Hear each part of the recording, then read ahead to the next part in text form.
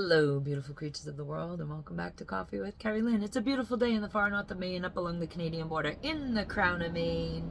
And I hope it's a beautiful day wherever you are as well. It's sunny today, so you know what happens. If you are watching me on my YouTube channel, on my Rumble channel, the video is absolutely atrocious, but I live where the cold hurts my face, and I like the sun. It's one of the ways that I get my vitamin D on these odd days that we have this much sunshine.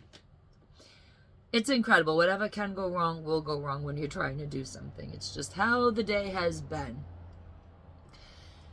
It was not a good day yesterday. There was no sun yesterday at all. There was torrential downpours and wicked wind here in the county. There was wicked wind all over New England. There was a storm brewing, and I don't think anybody in New England had a great time yesterday. We started off the day when we woke up to the rains.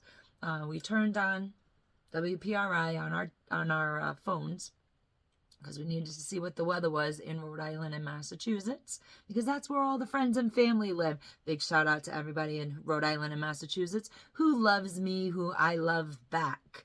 If I didn't get to talk to you yesterday, I did know how you were because we did the phone tree. Our family's so big. I got hundreds of cousins, and we got siblings, and we got parents, and everybody lives down there. So it's just... there's so many people that you do the phone tree and you call an elder, because the elders know everything. They will let you know how the weather is. They will let you know how the people are.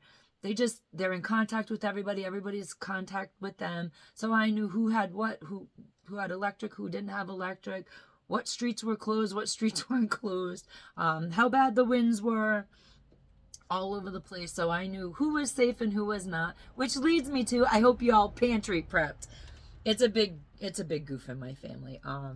If you're in the family, you know. If you're not, then you don't know. I'm always screaming about having a stocked pantry for wicked weather. And yesterday was some wild and wicked weather. Like I said, we had the torrential downpours all day up here, and about 3:30, 4 o'clock, them winds came through, and they were brutal. Oh my goodness. We were putting the barn to bed. I put the barn to bed between 3:30 and 4 o'clock every night. I was grabbing the last squirrel, my last bunny. I have 5 Angora rabbits. If you know the story, then you know. I'm a fiber artist, so I use their wool, and I spin luxury yarn for your buying pleasure. And I had the last of the girls in my arms, and he said he had to go up on the barn roof. There's a few loose things that had to be tacked down, and I wasn't too happy because there was a lot of wind, but things had to be done. We live on a homestead. Things happen. And he said, just stay inside. So I put the girls in the cage, and maybe about 30, 40 seconds after that was done, there was a huge crack. There was a huge bang. The entire house shook. The dogs went wild. About 3 seconds after that, himself came flying through the door. As he was finishing up outside, he rounded the corner to come into the house. So he rounded the corner of the house, and the huge hemlock on the other side of the woodshed fell. It hit the woodshed, it hit the house, and it almost hit him. So that was the end of it. That was the end of our nighttime chores out there. We weren't going to do no more. We ended up also losing another tree, but that fell into the woods on the opposite end of the property. But that fell into the woods, so there wasn't much cleanup for that today. I always worry on windy, stormy days because our house is in the middle of pine trees. In 1967, the woman who owned my home, way back then, before I was born, the year my husband was born, she planted rows of pine trees to mark the boundary. And I know this because my next door neighbor, she planted them with her because they were best friends. So they planted the rows of pine trees that are the property markers for my land.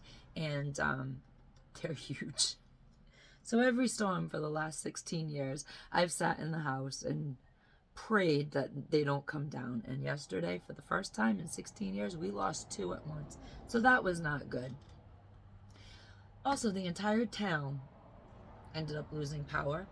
We didn't know that till later. I heard a generator going. See, what happened was I pulled my curtains over because if I can't see out, nothing's happening. So I pulled the curtains over, and because we live OG, we weren't affected. So, you know, we had our lights on and everything was going, and all of a sudden I hear this strange noise. I look out the window, and everybody's in complete darkness. They were all starting up their generators. That was the the low droning hum that I heard last night. And this morning I was on the Facebook, on the community pages where I scroll around every morning while I have my coffee, see what's going on around town, who has power, who doesn't have power. And there was a lot of people wondering if there was school today because they never got the instant text or the call from the school automated. Ladies and gentlemen, if you do not get the automated call, call the school. If you can't get through, dress the children and make them wait for the bus. If the bus doesn't come, there is no school. That's how we did it in the old day, back in the 70s and 80s when I was going to school. Sometimes there was no power, so there was no TV and there was no radio. So mom would dress us up, send us way down the end of the street with 10 or 15 other children to freeze to death in the bitter wind and in the snow, because sometimes there was snow and you had school. You had to go to school in the snow. That was way back in the old days. And 10, 15, 20 minutes later, a parent would come down and say, hey, we don't think there's school today. Go back home. And everybody would trudge back up the hill and go back home. Yes, I have those stories. Except if you lived in Foster, Gloucester, you always got it off. One tiny drop of rain. One itty bitty snowflake. And Foster, Gloucester had no school. I wanted to live in Foster, Gloucester my entire childhood because I figured you never have to go to school in Foster, Gloucester. That was the one place in Rhode Island you never had to go to school for nothing. And Salty Brian, remember those days, ladies and gentlemen, where Salty would come on and announce there will be no school in Foster, Gloucester. Lucky kids. Well, that was our evening. It was atrocious. And this morning, of course, there was cleanup. Had to clean up all the debris. Our American flag got snapped in half and flung in the woods, so we'll take care of that on Friday when we have our little bonfire. Everything seems to go wrong the week before Christmas, doesn't it? How is everybody doing with their Christmas shopping? I hope everybody has their shopping done. Ours has been done for a while. I don't fool around with that. We do less presents and more spirit of the season, so I don't like do a ton of shopping. I do more going into the craft closet and deciding what crafts we're going to do on Christmas Day, what supplies do I need, than I do intensely shopping for people at the store. So our Christmas shopping is done. Now it's the food business. But I kind of incorporate that as well into my daily routine because I cook every day. I cook every day because we are on the no sugar added lifestyle. We go out to eat once a week because we have to go the next town over. We have to go to the ag. We have to go food shopping. We have to, do all that stuff. And it takes forever.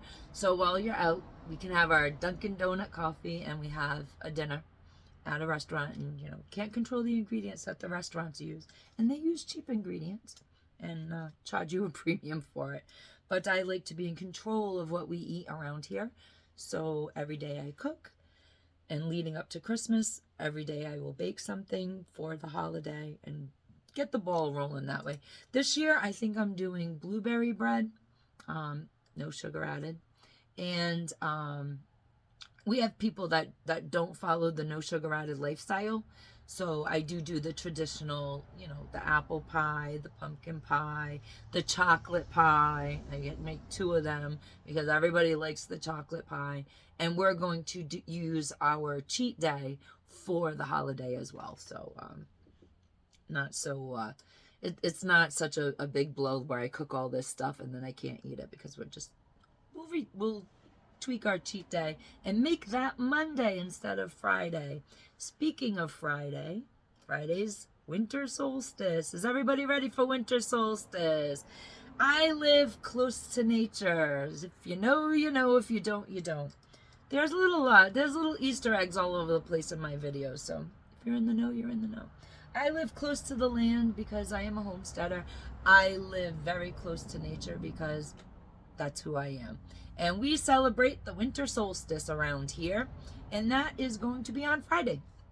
And a few of the things that we do on winter solstice, for those of you who don't know what winter solstice is, it is the shortest day of the year, and it is the day that we honor the sun coming back into our lives as we push through the winter season. Winter is a time to slow down, to reflect, to plan for the spring ahead. So we do a lot of cool nature things on the winter solstice. So the winter solstice is Friday. During the day on Friday, we have events planned, and then I'm going to sneak off in the later afternoon, early evening. I'm going to sneak off and have a little pampering myself. What we do on winter solstice is during the day, we go and we cut some pine boughs down and we bring them inside and we decorate with the pine boughs. We put pine cones everywhere. We just bring nature into the house and make our little windowsill decorations and put some decorations on the mantle and things of that nature. And we make the orange pomodors. I am going to put a video up on that on YouTube and on Rumble, how to make the orange pomodors. You take the orange, you stick the cloves in it, you string a ribbon through it, and you hang it by your wood stove, and you get the lovely scent of Christmas, winter solstice throughout the rest of the winter months, because the wood stove will dry your pomodor out, and as it dries it out, you just get that lovely, spicy, citrusy, Christmassy scent. Bring in your pine boughs and make your orange pomodors, and you got it made. You got air freshener for the rest of the season. Oranges symbolize the sun. The colors orange and red, they play a huge part in our winter solstice celebrations, as we bring forth the warmth of the sun, as we bring forth the length of the days. Start in itty bitty increments. It'll be 1 minute, 1 minute later longer. So that's pretty exciting. And we bring the sun's energy back into our lives as we move forward into making our plans for spring. We got some gardening plans this year that we're really, really excited to do. Little bit different than we did last spring. So we're going to be switching some stuff up, moving some stuff around the property, and we just have bigger, better plans for this spring. Spring 2024, that's going to be our spring. We also have a little bonfire in the evening, and I like to set my solstice intentions during the day. I do a lot of journaling. It's a great energy day to do your journaling. There is a full moon on Christmas Day. I do believe it's Christmas Day. There's a full moon on, I think it is Christmas Day, it's either Christmas Day or Christmas Eve, one of the two. And I like to set my solstice intentions and